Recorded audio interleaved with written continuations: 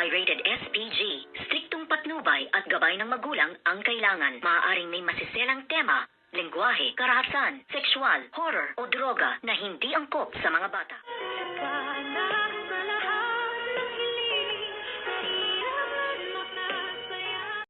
Good morning and welcome sa aking munting channel na gimbal ang lahat sa balitang kanilang natanggap na itong ang demonyitang si Moira ay sumakabilang buhay na nga daw, kaya agad-agad nga nilang pinuntahan kung saan nga nakalagak ang labi nitong ang demonyitang si Moira, at mismong si Doc RJ ang nakakita at nakasaksi na itong ang si Moira ay talagang pumanaw na, at pilapitan nga din nitong ang si Miss Giselle Tanyag ang labi nga nitong demonyitang si Moira, at umabot na rin sa kaalaman nga ni Zoe ang nangyari sa kanyang mami Moira, at dito nga ay halos mag-hysterical na itong si Zoe dahil hindi niya nga matanggap ang balita na ang kanyang mami Moira ay sumakabilang buhay na, kung kaya't nagwawala-wala siya. At nasabi nga ni Doc Luke na ito ay nanggulo sa birthday nga ni Dr. Annalyn Santos,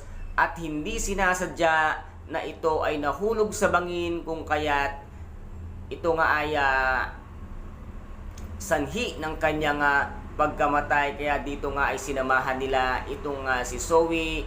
Nang makita nga ni Zoe ang labi ng kanyang mami demonyitang si Moira, ay nagwawala siya, at sinabi nga niya na, "Mami, bumangon ka, hindi matanggap-tanggap nito ngang si Zoe ang kinahinatnan ng buhay ng kanyang mami Moira. Totoo na kaya na itong si Moira ay sumakabilang buhay na, or isa lamang itong palabas para nga makatakasan niya ang lahat ng kanyang mga kasalanan na ngayon nga ay hinahabol ng muli ng batas itong demonyitang si Moira dahil sa dami ng kanyang mga kasalanang nagawa, kung kaya't ito ang kanyang naisip ang palabasin na siya ay patay na." And guys, ito po ang ating pakaabangan dito nga sa Abot Kamay na pangarap, na kung saan ay napaka-intense at kapanapanabik ang bawat eksena. At kung nagustuhan ninyo ang aking videos for today, paki-subscribe na lamang po ng aking channel, paki-like and share para maging update kayo sa lahat ng gagawin kong videos. Maraming salamat po. Ingat, God bless, and bye-bye!